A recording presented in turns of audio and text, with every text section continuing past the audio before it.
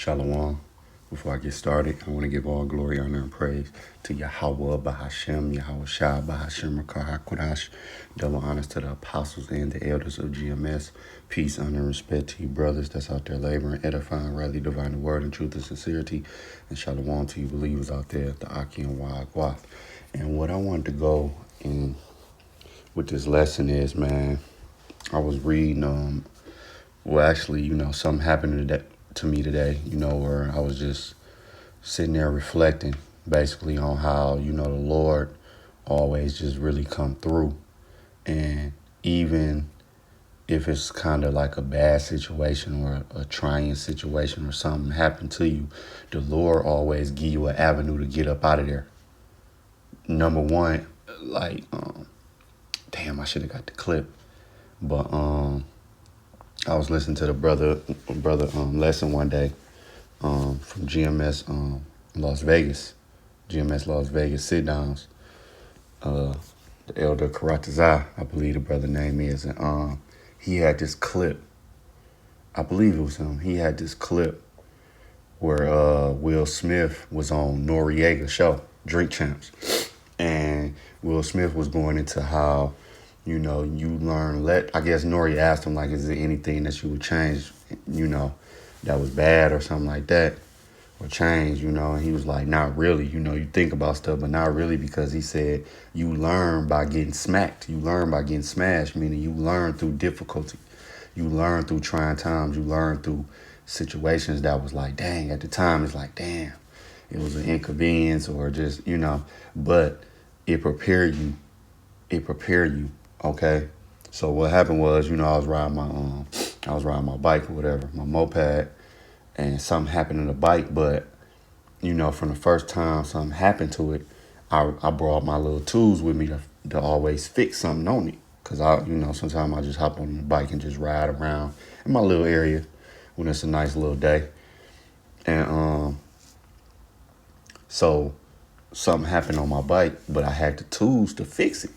But I'm just sharing this story with you, brothers and sisters, because it was one time something happened to my bike. I wasn't too far from the crib, but, I had to borrow like a screwdriver from somebody I ain't had my tools with me, you know what I'm saying? But luckily, the guy, he had a screwdriver for me to fix what I need to fix. But see, that's again, number one, I wasn't too far from the house. And number two, the Lord positioned a man who had the tool that I needed to fix my bike at the time. You see what I'm saying? I could have just been far where it wasn't nobody in sight. And I could have just been stranded where I had to, Uber home or catch a bus home or, then I got to tow the bike and all of that. Like, you know what I'm saying? But I wasn't in that situation. So from then on in, I'm like, okay, if I ride, I'm going to ride. I'm going to bring my little tools with me where I can just, if something pop off, I can just fix it real quick and be out. And something happened today where it's like, my little throttle line had kind of popped out, slipped out because of the way I did the throttle. And I was able to fix it because I had the tools. Now, at the time, I'm like, damn, I had to. And I wasn't too far from the house. I was in the parking lot. I had ran to the little grocery store real fast to pick up some little stuff. That's why I took the bike. And I'm like, I'm going to just take the bike, ride it. And that happened, but I had the tools. And I wasn't too far from the house. And I was where I could fix it. It was a parking lot, it was at the grocery store parking lot. You can just pull over, and do your thing. So, and it's been countless situations even before that, man, that I was just thinking about how, I've been in certain situations. All right. And I'm sorry for the spill, just giving you some background. And I'm pretty sure y'all could relate. You have situations where it be car problems, motorcycle problems, like with me, anything that you just go through. And at that time, it's like, damn, but it's a learning experience in it.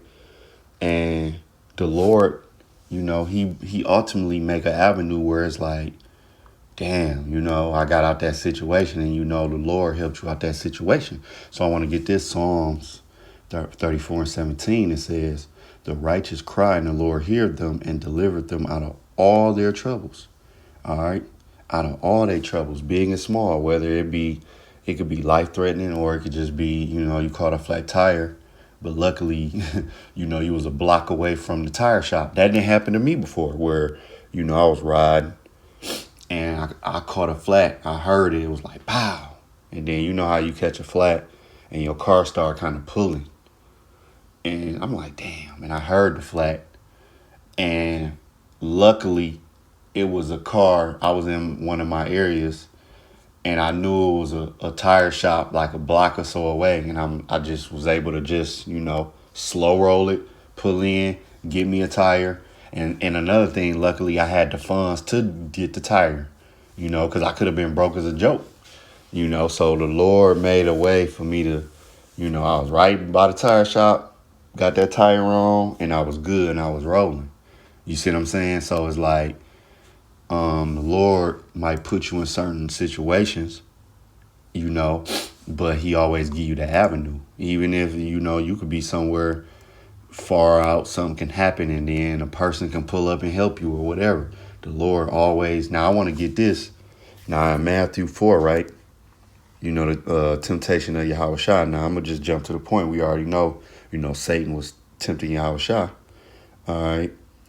Matthew 4 says, verse 5, it says, then the devil taketh him up into the holy city and setteth him on the pinnacle of the temple and saith unto him, if thou be the Son of the Most High, cast thyself down, for it is written, he should give his angels charge concerning thee, and in their hands they should bear thee up, lest at any time thou dash thy foot against the stone.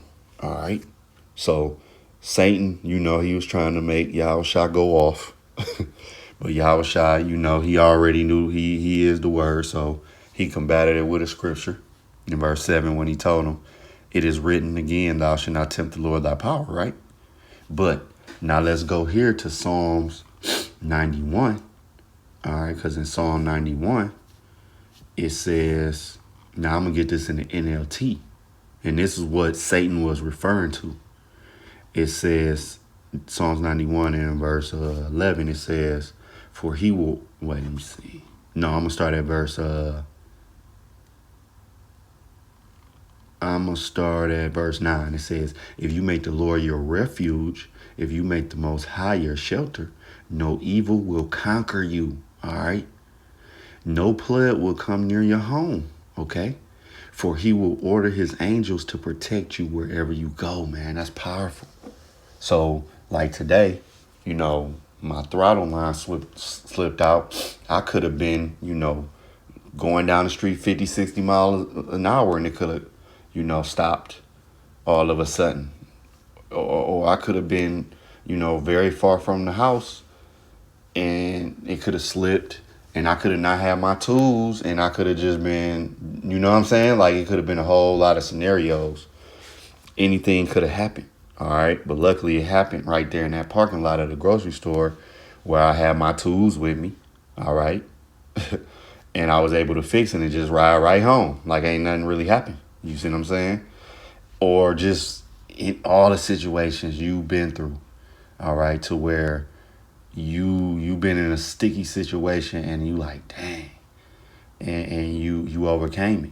And sometimes situations be stickier than others where hey, you just got to bear that burden, man. You got to, but it prepare you and it makes you stronger and it's a learning situation. It makes you who you are. Sometimes you go through things and you just got to go through it, man.